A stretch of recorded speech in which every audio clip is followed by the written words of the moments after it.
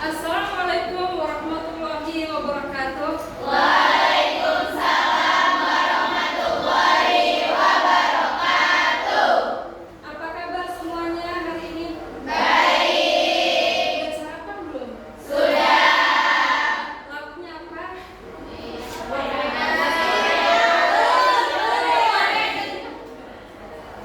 Jadi kalian makannya apa hari ini? Ada yang mau makan mana? Iya, makannya apa?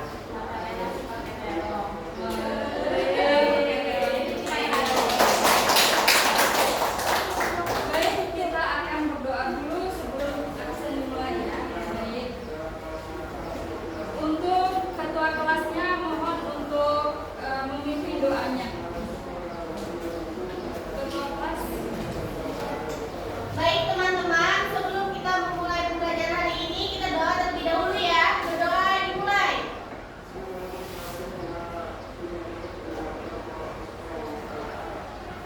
Berdoa selesai. Ucapkan salam. Assalamualaikum warahmatullahi wabarakatuh. Alhamdulillah. Ibu akan mengecek atau absen satu-satu dulu ya. Mulai dari Abra dulu. Abra Loyola, Hadiro. Anggun, Hadiro. Desti, Hadiro. Dita, Hadir. Dinda, Hadiro. Bisan, Hadiro. Putri, Hadiro. Sela, Soleha, Rifa, Hadiro. Ayuminda, Hadiro. Cahya,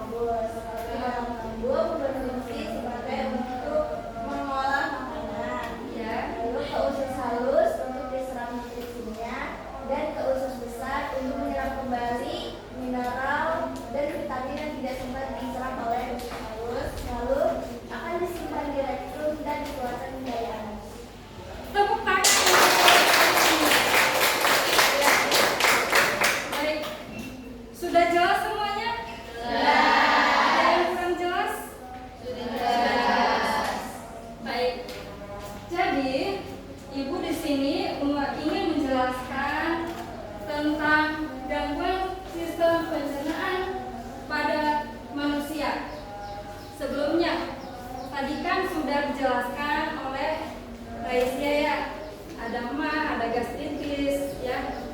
Kemudian yang lainnya nambah boleh apa aja gangguan, contoh dari gangguan sistem pencernaan pada tubuh manusia. GAP. Apa itu GAP? Naiknya asam lambung. Naiknya asam lambung. Tepuk tangan Mbak. Jadi gangguan sistem pencernaan pada tubuh manusia. Jadi di sini Ibu ingin menjelaskan dulu tujuan pembelajaran kita di sini adalah yang pertama, peserta didik dapat menganalisa penyakit sistem pencernaan berdasarkan gejala-gejala yang terjadi.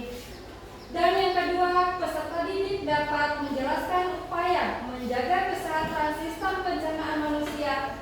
Dan yang ketiga adalah peserta didik dapat menyajikan laporan hasil pengamatan tentang gangguan sistem pencernaan dan upaya menjaga kesehatan sistem pencernaan. Nah, di sini mungkin ada gambaran yang kalian tangkap, belum? Nanti kalian akan mengamati dari yang Ibu jelaskan ya tentang gangguan sistem pencernaan pada manusia. Nah, ini contohnya. Kalian bisa melihat apa sih yang ada di video, yang ada di gambar ini? Yang kalian lihat? Di sini ada apa aja? Ini bagian ini namanya usus besar. Di sini usus halus. Ini bentuknya normal atau tidak? Normal atau tidak? Ada luka atau tidak? Kalau di sini ada apa luka yang ada di situ? Ada ulkus duodenum ya. Jadi ulkus itu adalah bolong atau luka pada bagian ususnya ya. Ada 3 macam pada usus halus ya. Ada duodenum pertama, kemudian ada jejunum, yang ketiga adalah ileum. Ada yang bisa menjelaskan apa itu ileum? Ileum. Ileum adalah tempat yang paling akhir, tempat penyerapan nutrisi, vitamin, mineral, air, elektrolit, kemudian buah-buahan yang kita makan. Itu adalah ileum. Kemudian dibawa kemana?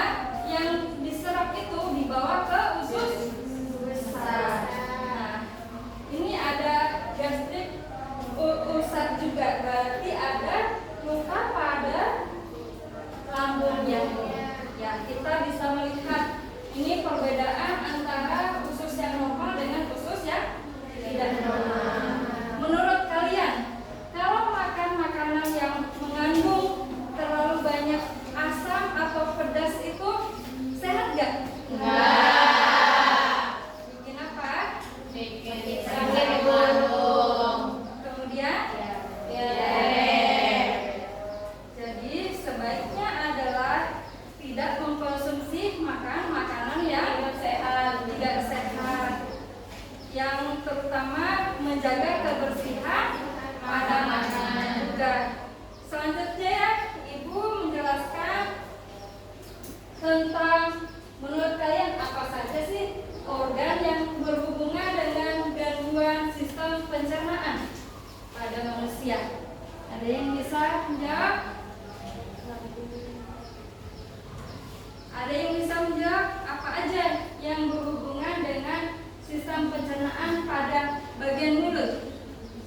Pada bagian mulut apa aja? Mulut, sariawan. Nah, sariawan. Ada yang bisa menjelaskan lagi?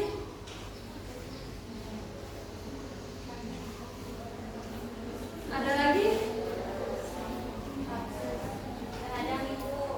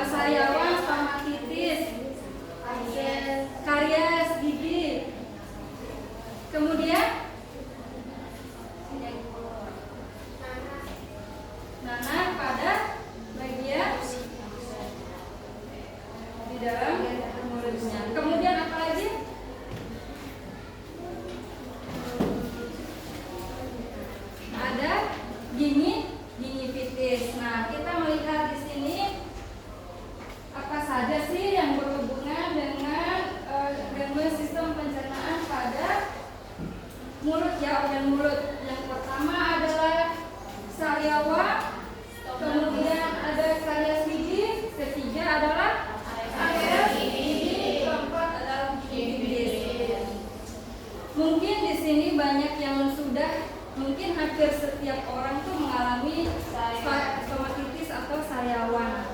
Jadi sariawan adalah disebabkan oleh bisa karena kita menggigit pada saat makan, disebabkan karena ada luka atau infeksi. Kemudian stres juga bisa menyebabkan sariawan. Makanya kalau kita makan itu harus dilihat dulu ininya apakah bersih atau tidak. Itu berpengaruh pada organ mulutnya kita. Kemudian selanjutnya karies gigi. Kalian karies gigi tuh tahu nggak karies gigi itu apa? Nah, gigi bolong ya. Pernah mengalami gigi bolong? Nah, ketika apa mengalami gigi bolong?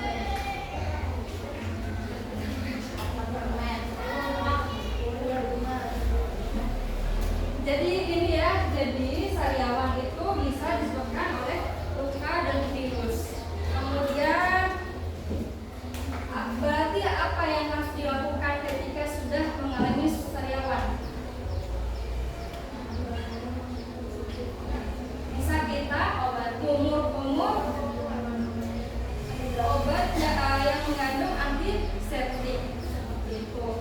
Kemudian yang kedua adalah karies gigi tadi ya. Karies gigi adalah gigi berlubang. Biasanya anak kecil itu yang mengalami karies gigi ya kebanyakan. Biasanya makan permen ya.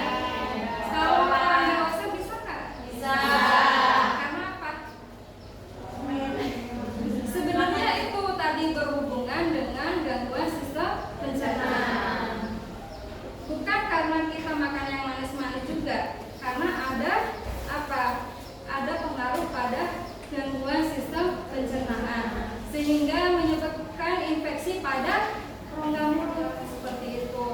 Yang pertama adalah jaga dulu pola makannya kita ya, seperti itu. Kemudian selanjutnya adalah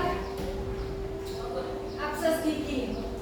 Abses gigi itu adalah adanya nanah ya, adanya nanah pada bagian mulut itu lebih berbahaya, bisa menyebabkan bernanah kemudian bisa dioperasi seperti itu ya.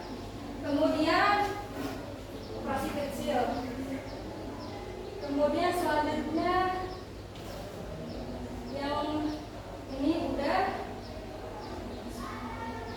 Kemudian kalian tahu nggak bagian gangguan sistem pencernaan pada kerongkongan? Kan tadi udah urutannya adalah organ mulut, kemudian urutannya adalah kerongkongan. Di sini adalah gangguan pada kerongkongan atau esofagus, di mana salah satu penyakit yang umum terjadi pada esofagus adalah esofagitis. Apa sih esofagitis itu?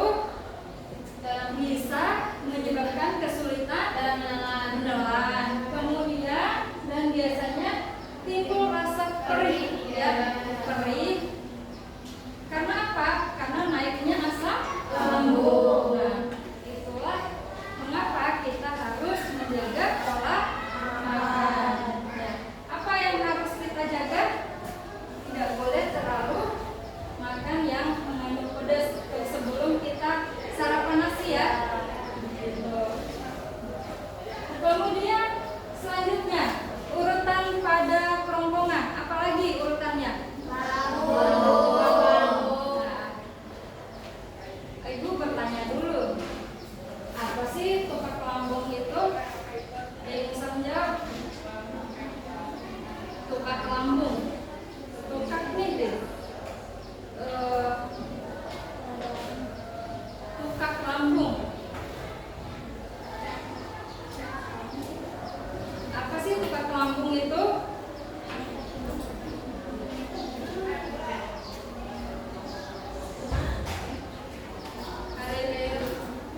Siapa yang bisa menjawab?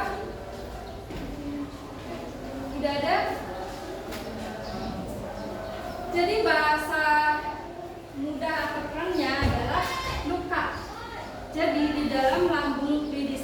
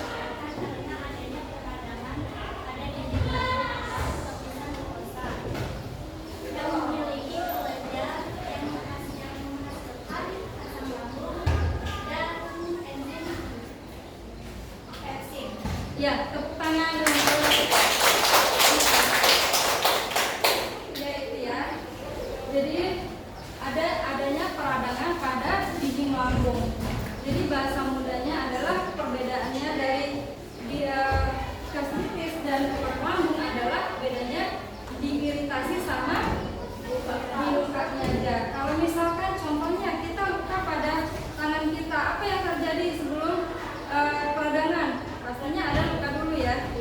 Sebelum ada peradangan. Misalkan kalau kita biarin luka berhari-hari atau lukanya bisa berbulan-bulan, apa yang terjadi pada lambung kita? Infeksi ya. Itu bisa terjadi mah kronis, kalau bahasanya itu mah kronis sama mah akut. Kalau mah akut adalah kurang dari 6 bulan, kalau mah kronis adalah lebih dari 6 bulan. Ya, itu perbedaannya. Jadi bahaya juga kalau kita membiarkan mah itu berlama-lama. Jadi jangan menyepelekan atau membiarkan mah itu untuk lama-lama gitu ya. Kemudian ada GERD atau gastroesophageal reflux disease. Apa itu? Naiknya asam lambung. Contohnya kenapa bisa terjadi naiknya asam lambung?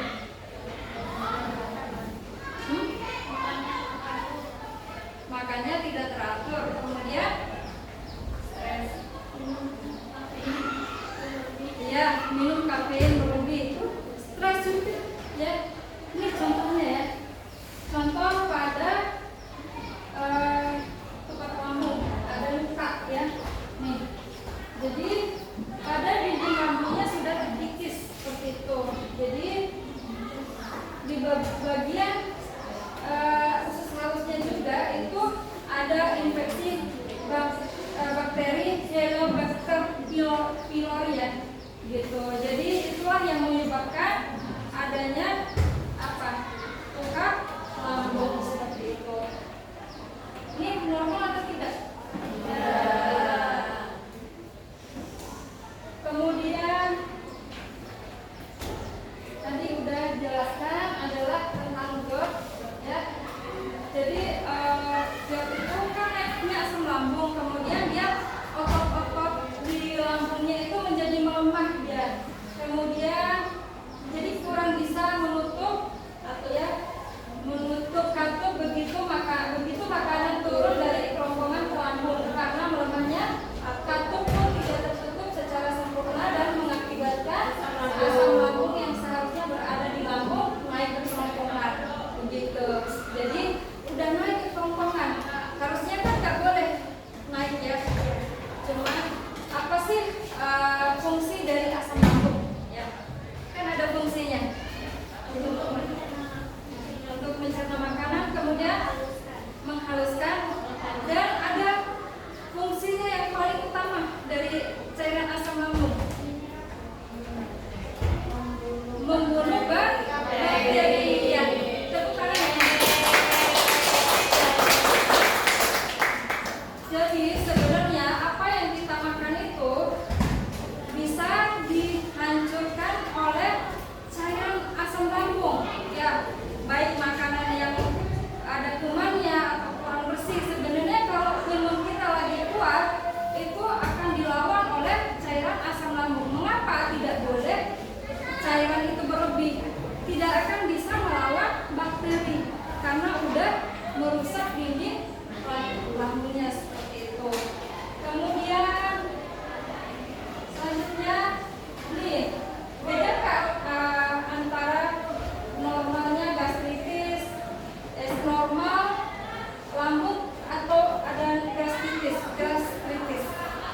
Beda nggak? Beda. Bedanya di mana? Bedanya di mana? Ini terlalu beda gambarnya ya. Terlalu kemerahan. Itu terjadi peradangan. Tadi ya menyebabkan peradangan. Kemudian yang selanjutnya adalah dispepsi. Nah, apa sih dispepsi ini?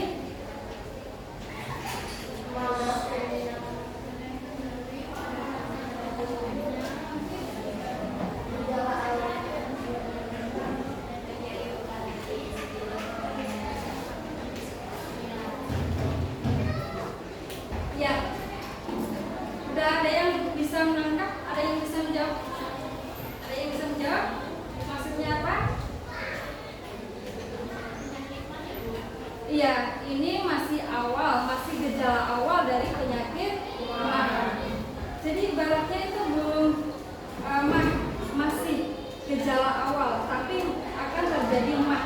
Jadi dispepsi itu dikatakan mah juga, tapi mah masih awal, ya. Jadi dia misalkan orang yang belum terkena mah, ya, baru mulai mah, itu kan pasti ada nyeri hati, mual muntah, kemudian ada kesulitan untuk menelan juga, itu termasuk dari dispepsi, tapi masih awal. Kalau udah terjadi tukak lambung berarti udah penyakit mah yang lumayan ada sedang, ya. Jadi ada lukanya seperti itu. Jadi mual muntah, tidak nafsu makan dan sebagainya. Kemudian selanjutnya kalian tahu nggak, kan di lambung kemudian usus halus apa? Oh ya, gejala penyakit. Kalian tahu gejala dari usus, dari gastritis?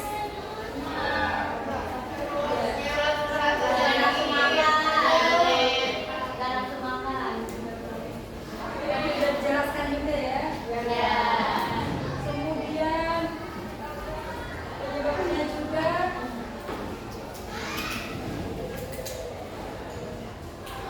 pencegahannya apa yang harus dilakukan?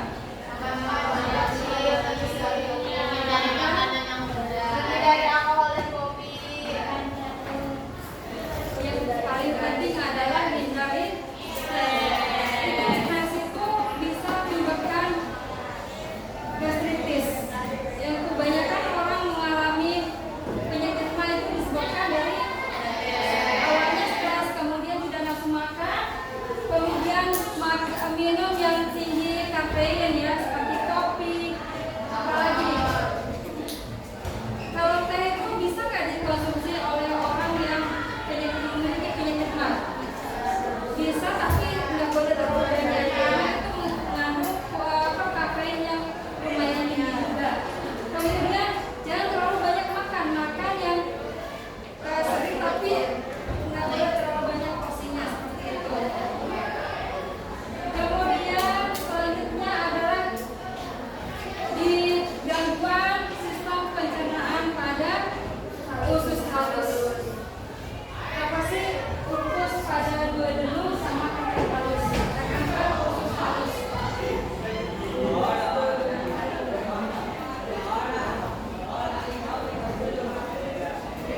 Usus duodenum.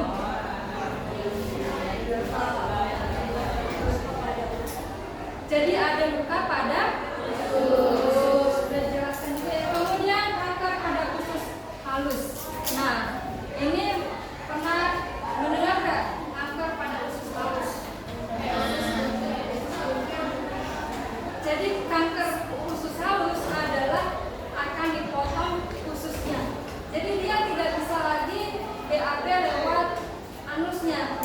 Jadi dia menggunakan stoma atau kantong khusus pada perutnya. Jadi dibuatkan khusus untuk mengeluarkan kotoran atau BAB, ya, seperti itu. Jadi kanker usus halus itu apa sih penyebabnya?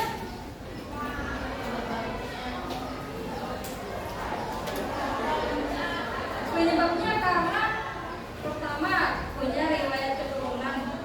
Kemudian jadi di usus halusnya itu mengalami kotor, ya. Jadi kotor pada usus halusnya. Terlalu banyak kotoran, misalkan makan yang mengandung pengawet, makan yang mengandung banyak lemak jenuh, seperti itu bisa menyebabkan kanker usus halus. Karena fungsi dari usus halus itu apa? Menyerap. Ada satu orang yang bisa menjelaskan fungsi dari usus halus? Nah,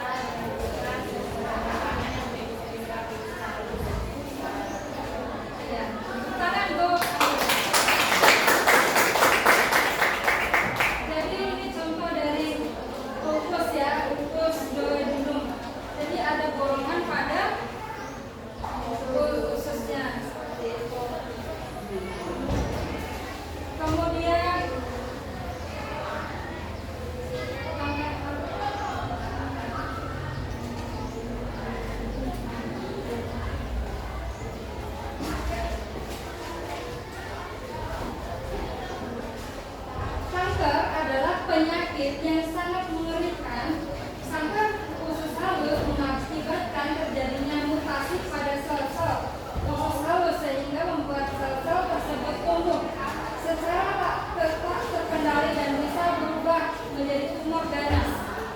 Ya, tumor ganas itu disebut dengan kanker ya. Kemudian seperti kanker pada umumnya. Jadi kanker usus halus dapat muncul secara tiba-tiba seperti itu ya. Jadi karena ada pertumbuhan sel yang abnormal seperti itu. Penyakit yang menyerang usus pada umumnya menampakkan gejala yang sering kita anggap remeh seperti diare. Jadi kanker usus halus itu tanda dengan gejalanya sering BAB nyeri pada anusnya, bagian anusnya. Jadi ada darah pada bagian anusnya seperti itu. Jadi sangat sakit. Kalau misalkan ada kayak gejala sembelit seperti itu harus dicek segera ke dokter seperti itu ya. Karena apa? Karena pada usus halus itu sangat berperan besar terhadap sistem pencernaan pada tubuh manusia. Kalau misalkan tidak bisa terapi kan kalau udah kanker usus halus maksudnya dipotong itunya anusnya dia kan ususnya dipotong ususnya kemudian anusnya ditutup seperti itu gitu. Selanjutnya ada apa aja sih gangguan sistem pencernaan pada usus besar. Ada usus buntu, ada sembelit, wasir, diare.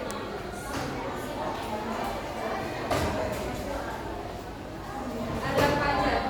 Ada usus buntu, sembelit, wasir, diare. Nah, usus buntu adalah disebabkan oleh kuman yang ada di umbai cacing.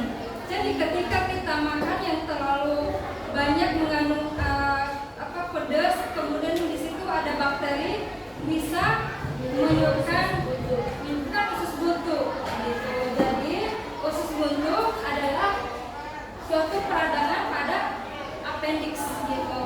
Kemudian sembelit. Kenapa bisa terjadi sembelit? Kurang cairan. Ya. Baik, kita akan melakukan ice breathing ya. Ya, ice breathing. Tepuk semangat.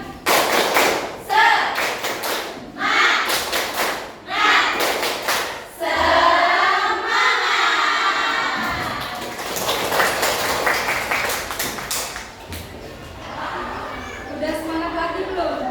Udah semangat lagi? Ya, baik. Ibu akan melanjutkan lagi menjelaskan terkait dengan usus buntu. Tadi udah jelas ya, usus buntunya seperti apa? Terjadi peradangan pada usus. Kemudian sembelit. Kenapa bisa terjadi sembelit? Kurang apa?